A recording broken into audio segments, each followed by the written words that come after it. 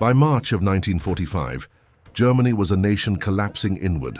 Cities burning, rail lines shattered, the Luftwaffe broken into fragments of its former might. Yet the sky was still dangerous. The Third Reich had unleashed its miracle weapons, the Messerschmitt Me-262, twin-engine jet fighters, faster than anything the world had ever seen. They were sleek, deadly, terrifying machines that made seasoned pilots feel like beginners again. And the men who flew against them often learned, too late, that the future had arrived. On a frigid morning at Y-29 airfield, I captured Luftwaffe base now flying American colors.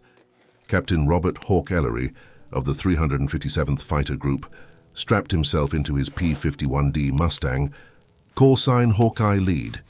He ran a gloved hand across the canopy frame, feeling the cold metal vibrate with life as the engine idled. The Mustang was the best piston fighter the US had ever built, fast, agile, and lethal. But even it felt old-fashioned when rumors spread that jets were hunting them. "Jets, Bob," Lieutenant Charlie Vance had told him at breakfast. "They say those Me-262s can outrun anything. Straight line, climb, dive, none of our boys can catch them." Bob smirked, though not convincingly. "Everything bleeds speed in a turn. They gotta slow down sometime." Charlie shook his head. "Just don't be the guy who finds out the hard way." But Bob Ellery often was that guy, the one who always seemed to find the worst trouble first. Their mission today was to escort a wing of B-17s striking marshalling yards near Munich. A long haul deep into Germany, across skies lined with flak and the last desperate hunters of the Luftwaffe. Bob's squadron formed up, 18 Mustangs glinting silver in the rising sun. "All right, boys," Bob radioed. "Keep your eyes peeled. Jets or no jets, nothing touches those forts today." The formation climbed to 25,000 feet. Below them, the broken German countryside slid by. Burned out tanks, shattered rail lines, entire forests reduced to black stumps. Bob felt a strange melancholy. The war was almost over, but it wasn't over yet. They rendezvoused with the B-17s, their engines roaring like thunder. Bob's men took their escort positions, weaving gently to stay alert. Hours passed with nothing but the drone of engines and the occasional burst of flak far below. Then Morgan, one of the wingmen, broke the calm. "Bandits! 11 o'clock high, fast movers." Bob snapped his head up. There, silver knives slicing through the sun. Me-262s. 2, then 4, then 6. "Jesus," Charlie muttered over the radio. "They're coming in hot." The jets didn't dive, they attacked like meteors.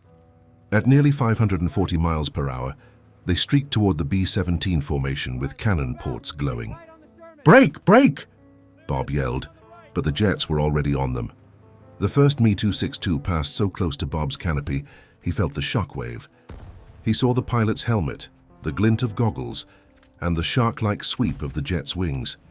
Then it was past gone, leaving nothing but a roar. Behind him, the bombers shook. One B-17's wing erupted in fire as cannon shells tore through it. Another dropped out of formation, trailing smoke. Bob growled, pulling hard left. "After them! Don't let them hit the forts again." But chasing a jet was like chasing lightning. The Me-262 zoomed ahead, climbing steeply to set up another attack run. Bob pushed the throttle to the wall. The Mustang rumbled, eager but hopelessly slower. "Can't catch 'em," Morgan barked. "Don't outrun 'em," Bob corrected.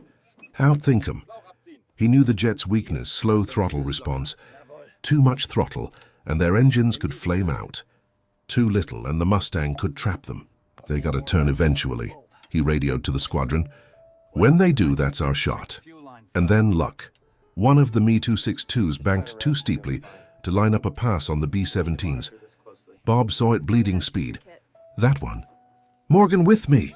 He dove, cutting across the jet's turning arc. The Me-262 pilot noticed too late. Bob squeezed the trigger. His 650 cals erupted in flame, tracers arcing toward the jet. They stitched across its right engine. Smoke burst out as the jet jolted. The German pilot punched hard into a dive, tearing away with impossible acceleration. Bob tried to follow, but the Mustang's airframe groaned, the controls growing heavy. "Damn it, he's gone," Bob muttered. But he'd wounded it. That mattered.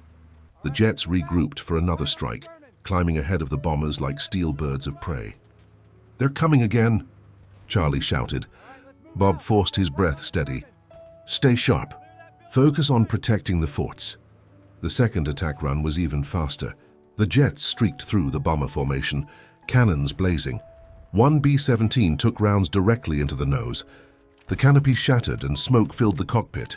A second had its tail nearly severed. But this time Bob was ready. He saw two Me-262s pushing too low after their pass, their exit paths forced by flak bursts from the bombers. He dove at them. The jets made the mistake he was waiting for. They turned.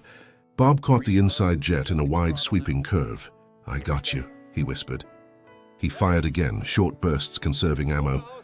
The rounds hit home.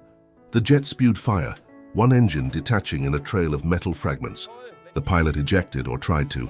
The chute opened lopsided, spiraling. Charlie whooped. "You got him, Bob. You nailed a jet!" But there was no time to celebrate. The remaining jets roared upward in a spiraling climb, regrouping. Then, unexpectedly, they disengaged. "They're bugging out," Morgan yelled. "They're running for home." Bob watched the Me-262s vanish into the haze, their engines leaving faint smoke trails. He felt a strange mix of relief and anger. They were so fast, so terrifyingly fast that even defeating one felt unreal. "Let 'em go," Bob ordered. "We still got forts to bring home." The battered bombers completed their run and turned west. Flames still flickered along one wing of a crippled B-17, but its crew worked desperately to keep it aloft. Another flew with half its rudder shot away. Bob radioed the group. "Mustangs, stay tight on the cripples.